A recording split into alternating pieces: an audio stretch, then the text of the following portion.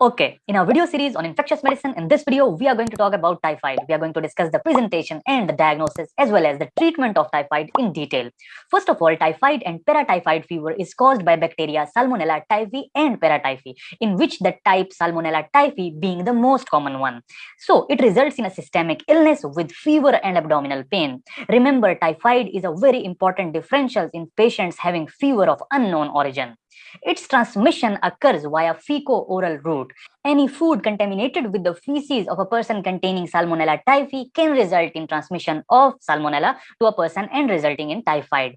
And remember, humans are reservoir of Salmonella typhi, and any person infected with Salmonella, any person who is a carrier of Salmonella can transmit Salmonella typhi directly to a person. Even a handshake with an infected person can transmit typhoid.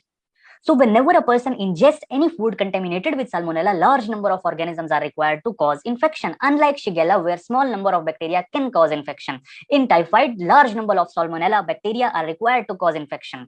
These bacteria then travel to the distal ileum, they reside in the pair patches, they proliferate in the pair patches, they proliferate in the M cells, in the macrophages, and from this distal ileum pair patches, they enter the bloodstream. That is the primary bacteremia, the first bacteremia, spread of bacteria from the macrophages of the pair patches into the bloodstream. When they are circulating in the bloodstream, they reside in the liver, spleen, and gallbladder. And then they are sitting over there, they're residing over there in these organs, and after that they cause secondary bacteremia. In secondary bacteremia, they again enter the bloodstream and resulting in sepsis and septicemia. So this is the pathogenesis of typhoid. So remember, typhoid is not an illness confined to the GI tract. It's a systemic illness that spreads throughout the body with primary bacteremia and secondary bacteremia. Coming to the clinical presentation of typhoid follows 3 phases, and those phases are according to the weeks of onset of symptoms. The first week constitutes the first phase, the second week constitutes the second phase of infection, and the third week constitutes the third phase of infection. So remember, whenever the bacteria enters the body, there is usually an incubation period of 5 to 30 days in which there are no symptoms. But after the symptoms onset takes place after 5 to 30 days, in the first week, what you would see is that there will be a rise in temperature. There will be a gradual rise in temperature, and with the gradual rise in temperature, there will be a relative bradycardia. Normally, what happens is whenever that body temperature increases, with the increase of body temperature, the pulse also increases with it. For every 1 degree rise in temperature of the body, pulse increases by 10 beats per minute. But this does not happen in typhoid. In typhoid, when the temperature is increasing, the pulse is not increasing accordingly. So that is called as relative bradycardia, and you will be able to appreciate it in a patient with typhoid. And then the GI symptoms will be very vague. Sometimes the patient will be complaining of constipation. Sometimes the patient will be complaining of diarrhea, foul, smelly pea soup diarrhea. So the frequency of constipation and diarrhea is usually equal in these patients, and with that, patient will be complaining of headache. So this is a presentation of a patient in the first week, the first phase of infection. Coming to the second week, in second week, patient will be having persistent fever. And remember that there is a step ladder fashion of fever. What step ladder fashion means is that the temperature gradually rises throughout the day, and in the morning there is usually a plateau where there is no rise in the temperature and patient feels better, and the next day then it again takes off and temperature increases throughout the day till evening, and then the next morning the patient is feeling better. So that is called as a step ladder manner, where the stepwise increase of temperature takes place. Other than that, patient will be having rose color spots, especially around the navel and the lower abdomen. This is a picture showing rose spots in typhoid. Look over here, this is a rose spot around the navel. Then patient will be having coated tongue, that is called as typhoid tongue. This is a picture showing coated tongue. You would be able to appreciate some white appearance coating over the tongue, that is called as typhoid tongue. And other than that, patient will be complaining of yellow, green, foul smelling diarrhea, and sometimes he will be complaining of constipation. So there will be an alternation between obstipation and diarrhea. And remember, Salmonella can penetrate the blood-brain barrier and enter the brain. So in severe cases, patient can present with delirium, coma. Salmonella can cross blood-brain barrier. So this is the presentation of a patient in the second week, the second phase of typhoid infection. Coming to the third week, in the third week, patient has the same symptoms as in the week 2. But with that, since the infection has proliferated a lot, there will be GI ulceration and perforation of the pair patches. Remember, as I told you, that whenever there is oral ingestion of Salmonella, it resides in the pair patches of ileum, in the M cells, in the macrophages. It proliferates over there, resulting in the perforation of the pair patches. Other than that, you will be able to appreciate hepatosplenomegaly in a patient with typhoid. So the 3 phases according to the weeks of infection. In rare cases where there is penetration of Salmonella bacteria into the blood-brain barrier, there you will be able to see meningitis in these patients. That will be a vague presentation where the patient will be having meningitis and the cause will be Salmonella Typhi. It can cause myocarditis and renal failure.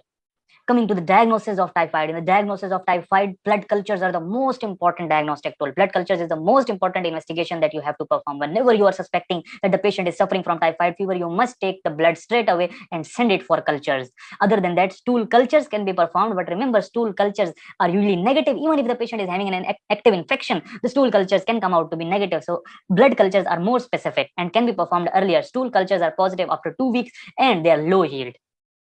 Other than that, for academic purposes, what you can remember is that, as I said, that this typhoid salmonella bacteria spreads in the body and resides in the bone marrow, liver, spleen, gallbladder. So a bone marrow culture is the most sensitive modality. But since it's a very invasive procedure, so you must remember it for the academic purposes that bone marrow culture is the most sensitive modality, because even if you start antibiotics to a person, the bone marrow culture will still turn out to be positive. Coming to the serology, the Vidal test, serology in which you detect antibodies against the bacteria. And this is no longer recommended. This test is no longer recommended because any previous resolved infection can cause the test to be positive. So if the patient has a history of typhoid fever, any treatment of typhoid that patient took, the test will always be positive. So it is less sensitive, less specific, and it is no longer recommended for the diagnosis of typhoid. Coming to the treatment of typhoid, in the treatment of typhoid fever, quinolones are the most important ones. But remember that there are many strains of Salmonella that are now resistant to quinolones. But there are many strains that are still sensitive to it. And if the quinolones are to be used, you can use tablet ciprofloxacin 500 mg BD per orally for 10 days. Or you can also use IV ciprofloxacin 400 mg IV BD for 10 days. Other than that, in the quinolones, you can use ofloxacin 400 mg per orally BD for 10 days. Other options include third generation cephalosporins like tablet cefixime 200 mg BD per orally for 10 to 14 days. Usually one drug therapy is preferred for typhoid treatment. You can choose any one of these, quinolones or this cephalosporin. Other than that, if the typhoid is resistant to quinolones, you can use tablet azithromycin. Dose is 10 to 20 mg per kg per day with the maximum dose of 100 mg per day. Now coming to the treatment of severe typhoid which is resistant to these quinolones. In severe typhoid, the patient is having prolonged fever despite using these antibiotics. Patient is having depressed conscious, which means that the bacteria has now spread to the brain. There is organ dysfunction, organ failure, because there is septicemia, spread of bacteria throughout the body. In such case, you need to give the drugs IV. This is a severe typhoid case, and in this case, you can use injection ceftriaxone 2 to 3 gram IV OD for 10 days. Or you can also use cefotaxime in place of ceftriaxone 2 gram IV OD for 10 to 14 days. In severe typhoid cases in which there is meningitis or involvement of CNS, where the bacteria has crossed the blood-brain barrier, has entered the brain, you can use steroids in this case. Injection dexamethasone has shown to improve mortality in these patients. A single dose of 3 mg per kg followed by 8 doses of 1 mg per kg given 6 hourly. So in the patients where there is CNS involvement, you should consider using steroids because they improve mortality. There are some strains that are present in Pakistan which are extensively drug resistant. These strains are the ones that are resistant to the fluoroquinolones, and they are also resistant to ceftriaxone, third generation cephalosporins. For these patients, for such cases, you can use meropenem 1 to 2 gram IV every 8 hourly for 10 to 14 days. So this was the treatment of severe typhoid. In severe typhoid, sometimes ileal perforation can take place in the third week of infection.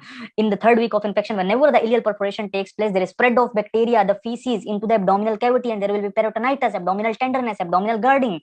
Give broad spectrum antibiotics coverage for peritonitis and refer the patient to surgical department, where they will do the surgical resection of the intestine. They'll remove the perforated part and further manage the patient.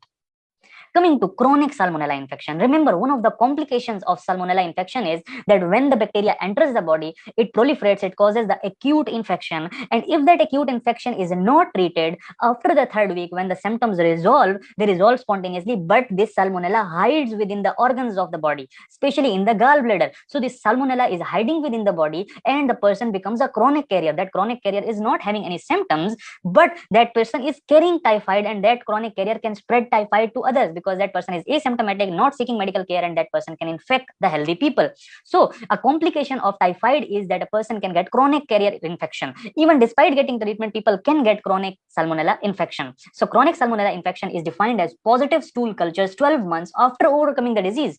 Patient got the infection, patient did not seek medical care, patient was not treated. After 3 weeks, patient was all better, but now the patient is having positive stool cultures, positive with salmonella. In such patients, Salmonella typhi colonizes the gallbladder and causes gallbladder cancer. Patients are usually asymptomatic and they must be treated with ciprofloxacin 500 mg BD for 6 weeks.